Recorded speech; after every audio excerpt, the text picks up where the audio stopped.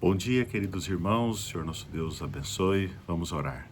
Santo e amorável Senhor nosso Deus, te pedimos a vossa presença e do Senhor Santo Espírito nesse momento, ao abrirmos da tua palavra, nos prepara, cada vez mais nos motiva a te buscarmos, a sermos felizes, a permanecermos no Senhor, a cada vez mais termos o Senhor como modelo de nossa conduta e cada vez mais demonstrarmos da tua paz e da tua alegria ao mundo. Se conosco, é o que te pedimos pelo santo nome do Senhor Jesus. Amém. Queridos, nós estamos na lição 7, Cidadania Celestial, e o verso áureo: não fiquem preocupados com coisa alguma, mas em tudo sejam conhecidos diante de Deus os pedidos de vocês, pela oração e pela súplica, com ações de graças. E nós já estamos na quinta-feira, não é mesmo? O segredo do contentamento. Falamos então sobre modelos de conduta, sobre permanecer firmes no Senhor, sobre alegrem-se sempre no Senhor. Ontem nós falamos sobre pensem nessas coisas e hoje nós estamos aqui então sobre o segredo do contentamento. O que é contentamento? Ser contente é algo que extrapola, que demonstra, não é um mero momento, é um sentimento que perdura por mais tempo.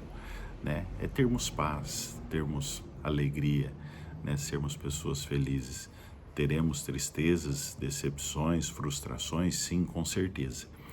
Mas como é bom nós convivermos com pessoas contentes, que apesar das lutas, tristezas e choro, na maior parte do tempo são pessoas felizes, contentes.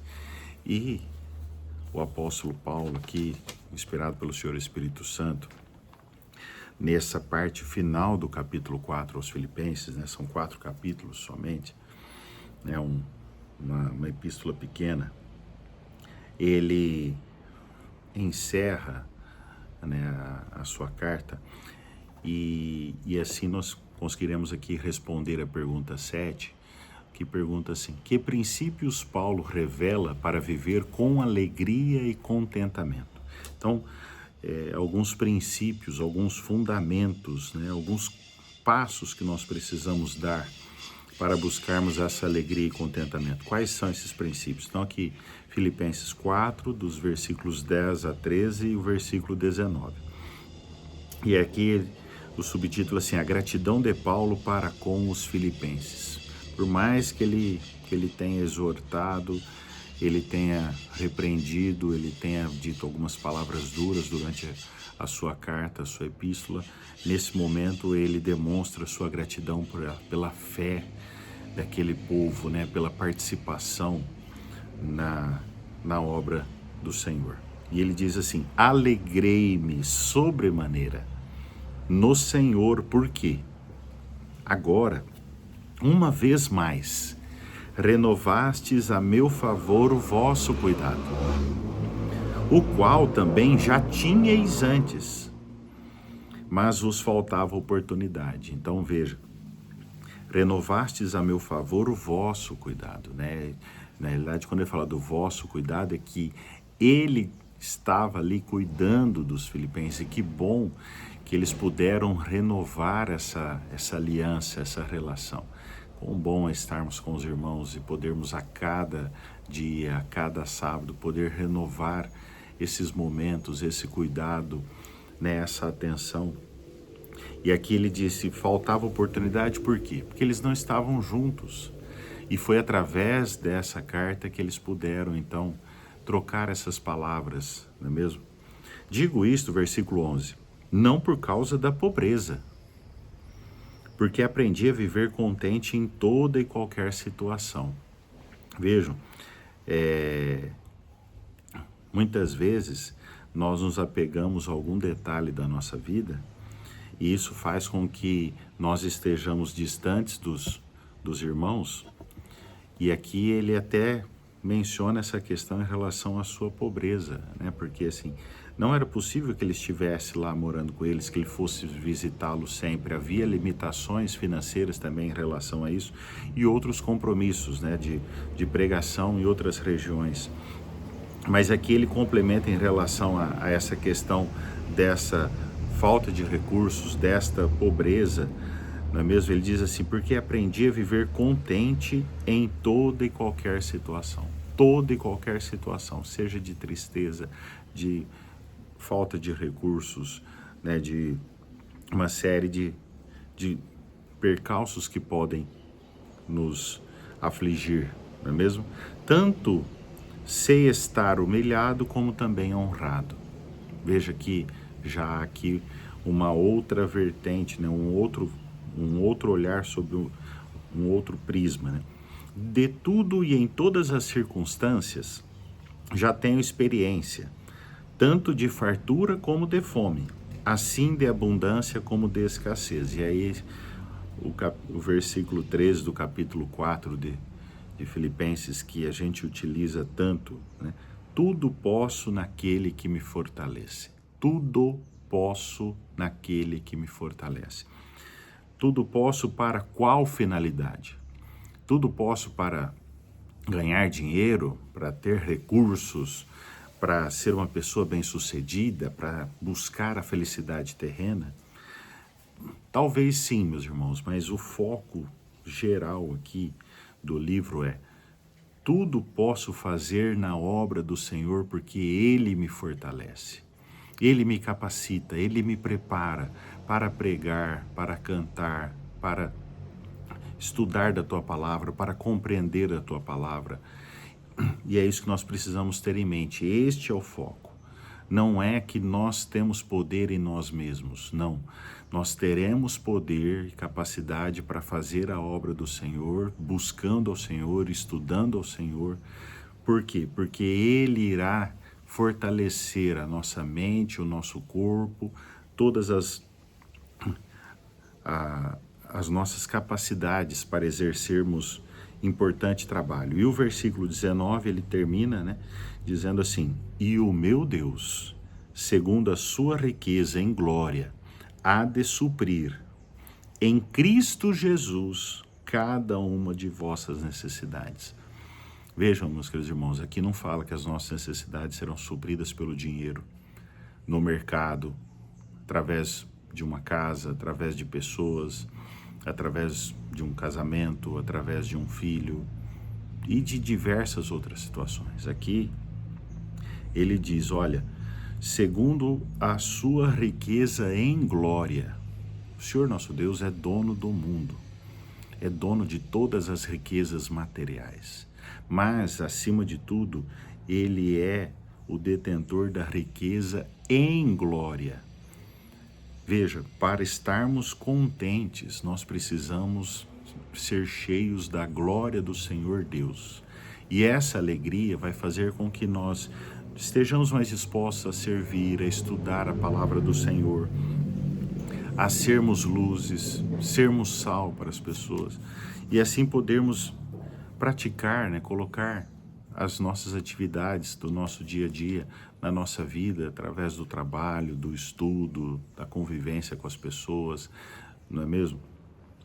E aí ele diz, e o meu Deus, segundo a sua riqueza em glória, há de suprir em Cristo Jesus cada uma de vossas necessidades.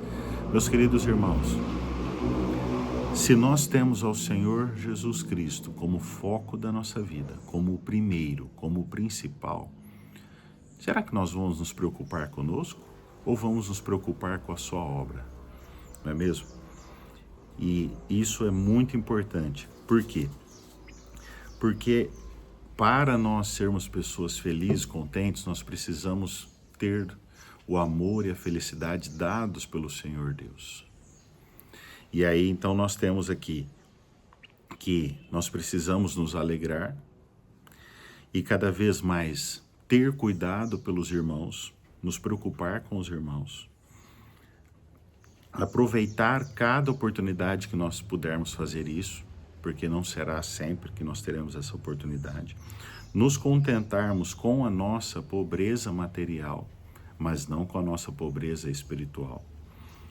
E vivermos contentes em toda e qualquer situação, né? Aprendermos a lidar com as situações, não ficarmos reclamando, não ficarmos nos penitenciando por uma situação, né?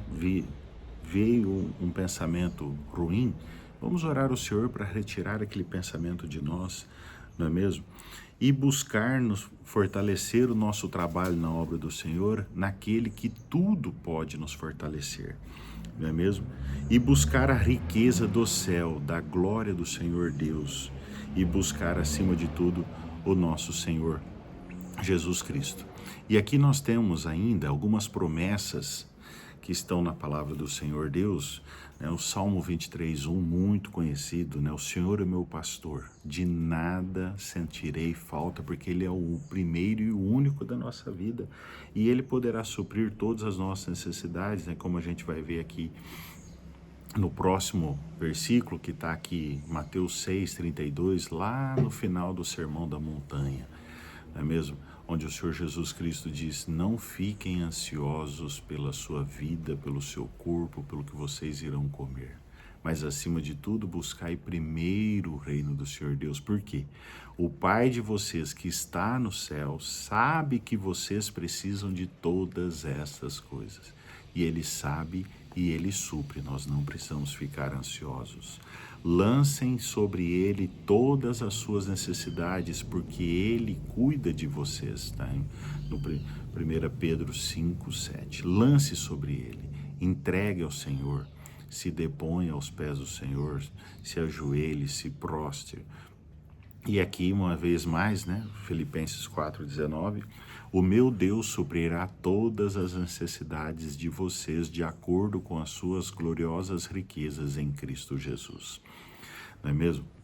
E para nós alcançarmos esse contentamento e essa felicidade, como nós podemos então compreender esse tudo posso naquele que me fortalece e Ele irá suprir todas as coisas, não é mesmo? Como nós devemos pedir, como nós devemos orar.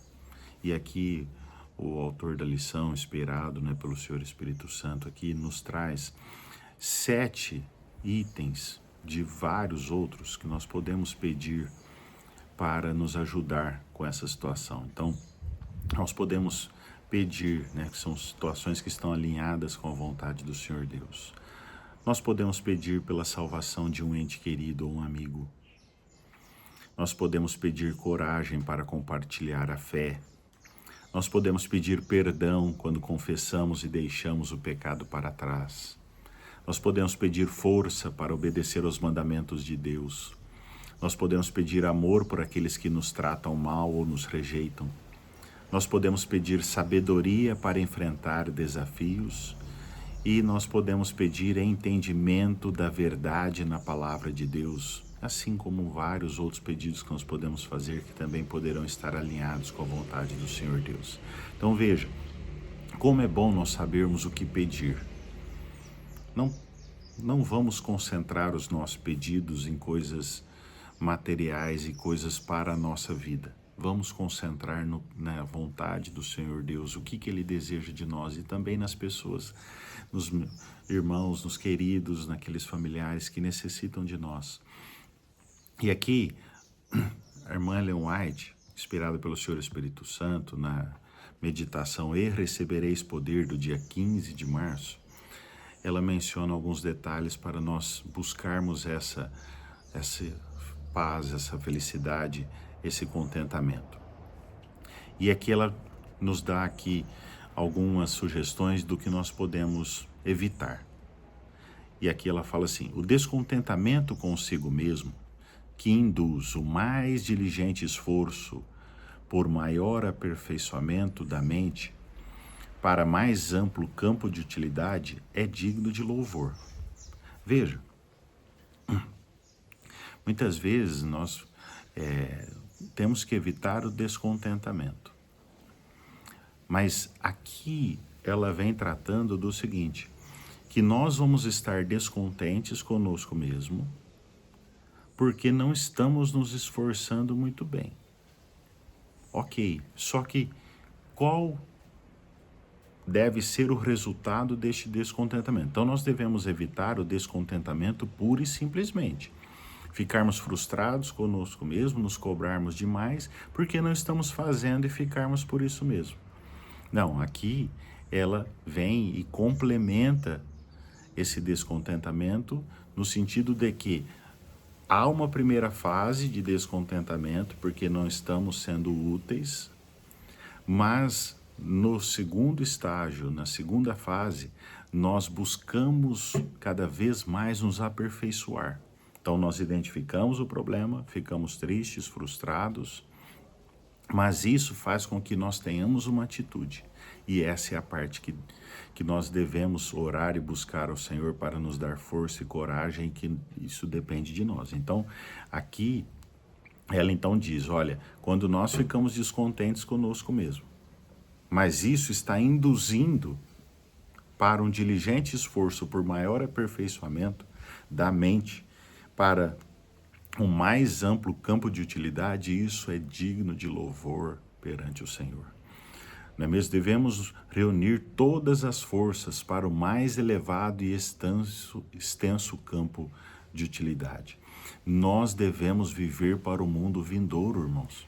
Isso é difícil, porque nós vivemos neste mundo com as mesmas pessoas e muitas vezes sozinhos, né? Sem que as pessoas estejam ao nosso redor nos motivem e nos impulsionem para ir para o céu. As pessoas estão comprando coisas, vivendo aqui, cada vez mais envolvidas com as coisas daqui.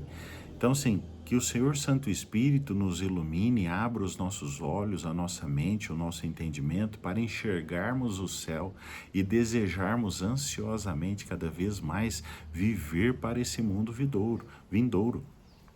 E aí tem aqui um trecho muito bonito como uma oração para nós, não é mesmo? Que o Senhor Deus nos ajude a ser abnegados, a esquecermos de nós, menos preocupados com nós mesmos, mais esquecidos do nosso eu e dos interesses egoístas, e a fazer o bem, não pela honra que esperamos receber aqui, mas porque esse é o objetivo de nossa vida e corresponderá ao fim de nossa existência. Que nossas orações se elevem a Deus a cada dia, para que Ele nos livre do egoísmo, esforçando-se zelosamente para alcançar o prêmio que está diante de nós. O que é a alegria do cristão? É o resultado da consciência da presença de Cristo na nossa vida. Que o Senhor Deus seja louvado, que os irmãos tenham um excelente dia, o Senhor Deus os abençoe, que estejamos sempre juntos, nos apoiando uns aos outros, e ficamos muito felizes, porque vocês estão conosco e nós temos a oportunidade de convivermos nessa terra juntos, caminhando rumo às mansões celestiais até a volta do Senhor Jesus. Um ótimo dia, o Senhor nosso Deus os abençoe cada vez mais.